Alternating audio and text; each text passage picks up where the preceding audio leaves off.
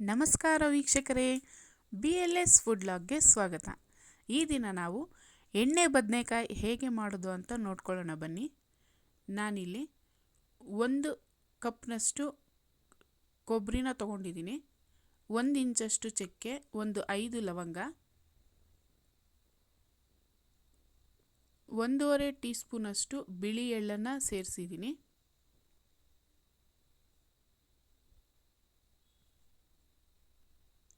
ಇದನ್ನು ತರ್ತರಿಯಾಗಿ ಸ್ವಲ್ಪ ರುಬ್ಕೊಳ್ಳೋಣ. ನಂತರ ಇದರಲ್ಲಿ ನೋಡಿ ಈ ಥರ ತರ್ತರಿಯಾಗಿರಬೇಕು.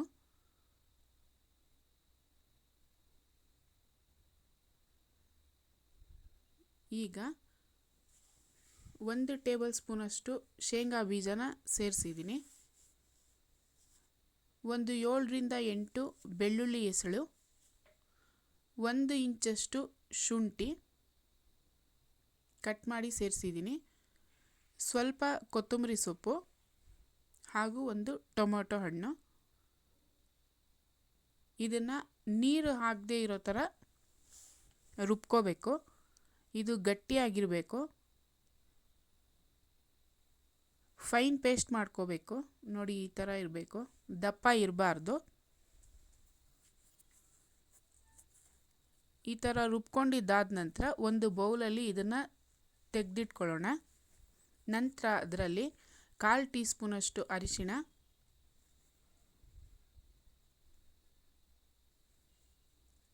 1.5 ಟೀ ಸ್ಪೂನಷ್ಟು ಅಚ್ಚಕಾರದ ಪುಡಿ, 1 ಟೀ ಸ್ಪೂನಷ್ಟು ಧನಿಯಾ ಪುಡಿ, ಅರ್ಧ ಟೀ ಸ್ಪೂನ್ ಗರಂ ಮಸಾಲ ಪುಡಿ, ರುಚಿಗೆ ತಕ್ಕಷ್ಟು ಉಪ್ಪನ್ನು ಸೇರಿಸಿಡೋಣ. ನಾನಿಲ್ಲಿ 1/4 kgಯಷ್ಟು ಬದನೆಕಾಯಿನ ತೊಗೊಂಡಿದ್ದೀನಿ. ಅದನ್ನು ಈ ರೀತಿಯಾಗಿ 4 ಹೋಳು ಆಗೋ ಥರ 2 ಸೈಡಲ್ಲಿ ಕಟ್ ಮಾಡ್ಕೋಬೇಕು. ಈ ರೀತಿ ಇರಬೇಕು. ನೋಡಿ ಈ ಥರ ನೀರಲ್ಲಿ ಚೆನ್ನಾಗಿ ತೊಳ್ಕೊಂಡು ಇದನ್ನು ಈ ರೀತಿಯಾಗಿ ಕಟ್ ಮಾಡ್ಕೊಂಡಿದ್ದೀವಿ. ಇದು ನಾವು ಮಾಡೋವಾಗಲೇ ಕಟ್ ಮಾಡ್ಕೋಬೇಕು, ಮುಂಚೆನೇ ಕಟ್ ಮಾಡಿ ಇಟ್ಟರೆ ಕಪ್ಪಗಾಗುತ್ತೆ. ಈಗ ಬದನೆಕಾಯಿ ಹೆಚ್ಚಿರೋದಾಗಿದೆ. ನಾವು ಮಸಾಲೆ ಪುಡಿ ಎಲ್ಲ ಹಾಕಿಟ್ಟಿದ್ವಲ್ಲ ಅದನ್ನು ಕಲಿಸ್ಕೊಳ್ಳೋಣ.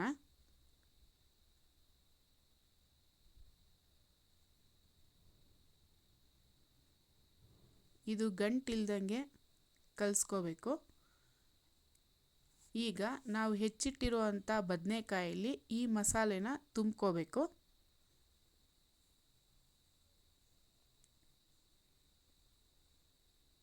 ಆಗಲೇ ತಿನ್ನೋದಕ್ಕೆ ಟೇಸ್ಟು ಚೆನ್ನಾಗಿರುತ್ತೆ.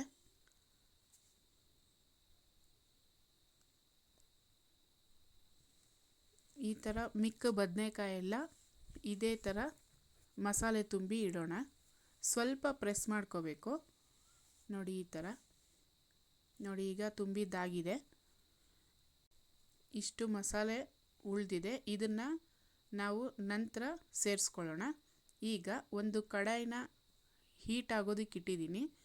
ಅದು ಹೀಟ್ ಆದ ನಂತರ 1 ಟೇಬಲ್ ಸ್ಪೂನಷ್ಟು ಎಣ್ಣೆನ ಸೇರಿಸ್ಕೊಂಡಿದ್ದೀನಿ. ಎಣ್ಣೆ ಬಿಸಿ ಆದಮೇಲೆ 1 ಈರುಳ್ಳಿನ, ಚಿಕ್ಕ ಸೈಜ್ ಈರುಳ್ಳಿನ ಹೆಚ್ಚಿ ಹಾಕಿದ್ದೀನಿ. ಅದು ಫ್ರೈ ಆದ ನಂತರ ಒಂದೊಂದೇ ಬದನೆಕಾಯಿನ ಈ ಥರ ಸೇರಿಸ್ಕೋಬೇಕು. ಇಲ್ಲಿ ನಿಮಗೆ ಟಿಪ್ಸ್ ಒಂದಿದೆ. ನಾವು ಯಾವುದೇ ಪಲ್ಯ ಮಾಡೋವಾಗ 2-3 ಸಲ ಪ್ಲೇಟ್ನ ತೆಗೆದು ಅದನ್ನು ಕೈ ಆಡಿಸ್ತೀವಿ. ಇದನ್ನು ಬದನೆಕಾಯಿನ ಆ ಥರ ಮಾಡೋ ಹಾಗಿಲ್ಲ, ಯಾಕೆಂದರೆ ಬದನೆಕಾಯಿ ಕಹಿ ಬರೋ ಚಾನ್ಸ್ ಇರುತ್ತೆ. ಇದು ಒಂದು ಟಿಪ್ಸ್ ಅಂತಲೇ ಅಂದ್ಕೊಳ್ಳಿ. ನೋಡಿ ಇದನ್ನು ಸ್ಪೂನಲ್ಲಿ ಮಾಡೋದು ಬೇಡ. ಸ್ಪೂನಲ್ಲಿ ಕೈ ಆಡಿಸಿದ್ರೆ ಮಸಾಲೆ ಎಲ್ಲ ಹೊರಗಡೆ ಬರುತ್ತೆ. ಸುಮ್ಮನೆ ಈ ಥರ ಒಂದು ಸಲ ತಿರುಗಿಸ್ಕೋಬೇಕು. ನಂತರ ಉಳಿದಿರೋ ಮಸಾಲೆಯಲ್ಲಿ ಸ್ವಲ್ಪ ನೀರನ್ನು ಸೇರಿಸಿ ಅದನ್ನು ಈ ಥರ ಸೇರಿಸ್ಕೊಳ್ಳೋಣ. ನೀವು ಒಂದು ಸಲ ಮುಚ್ಚಳ ಮುಚ್ಚಿದ್ರೆ ಮತ್ತೆ ಒಂದು 10 ನಿಮಿಷ ಆದ ನಂತರ ನೀವು ಆ ಮುಚ್ಚಳ ತೆಗೆದು ನೀವು ನೋಡಬೇಕು. ಪದೇ ಪದೇ ಮುಚ್ಚಳನ ತೆಗಿತಾ ಇದ್ದರೆ ಬದನೆಕಾಯಿ ಕಹಿ ಬರುತ್ತೆ. ಬದನೆಕಾಯಿನ ನಾವು ಎಣ್ಣೆಯಲ್ಲಿ ಚೆನ್ನಾಗಿ ಫ್ರೈ ಮಾಡ್ಕೊಂಡಿದ್ದಾದ ನಂತರ ನಾವು ಮಸಾಲೆನ ಸೇರಿಸ್ಕೋಬೇಕು. ಆಗ ರುಚಿ ಅನ್ನೋದು ತುಂಬಾ ಚೆನ್ನಾಗಿ ಬರುತ್ತೆ.